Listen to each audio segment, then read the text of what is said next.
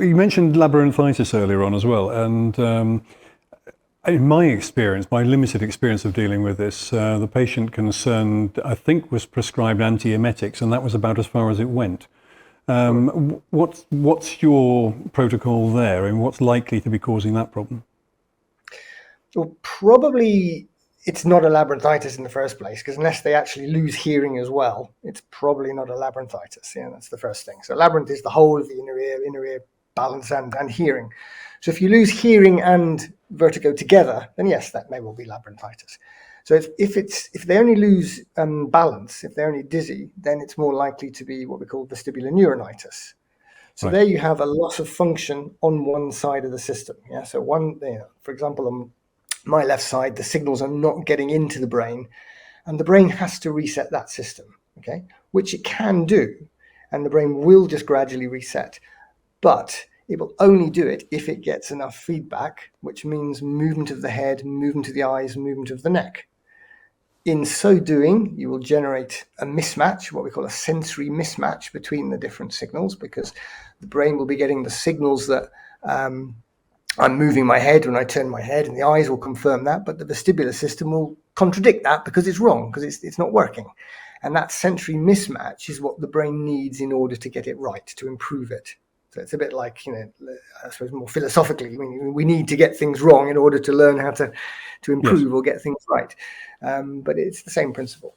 But if you give the brain that feedback, then the brain will sort itself out. And that really just means getting the head and the neck moving again, and getting the eyes moving again. And often you have to end up sort of doing coordination exercises between the eyes and the head, just so things get a little bit sharper. But ultimately, it's get the head and the neck moving, and people will start to recover. And then you may well need balance exercise as well, because the dizziness is ultimately just a symptom of the balance system not working very well. And so you may have to get the patient balancing, whether that's on hard ground or soft surface, one leg or two legs, absolutely depends on the patient. But I presume that there's a progression in this, particularly with labyrinthitis, where it's quite scary for the patient. Do you do gentle stuff first?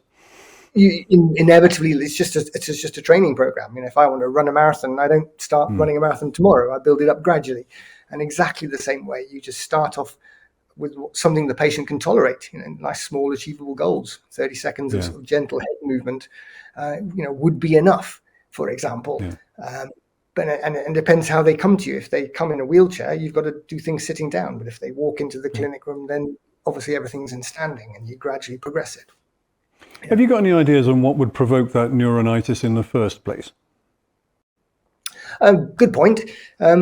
We think that mostly it's just an activation of dormant virus. So probably something like the herpes or chickenpox virus, which is dormant in most of us, 70-80% of us have it, just sitting there. Every now and again, it flares up. And it typically seems to affect the vestibular nerve between the ear and the brain, because the nerve is one of the few nerves that runs through a bony tunnel, through the skull. Very narrow tunnel, and therefore it's a little bit more easily squashed if it becomes irritated. And if you squash a nerve, it stops working.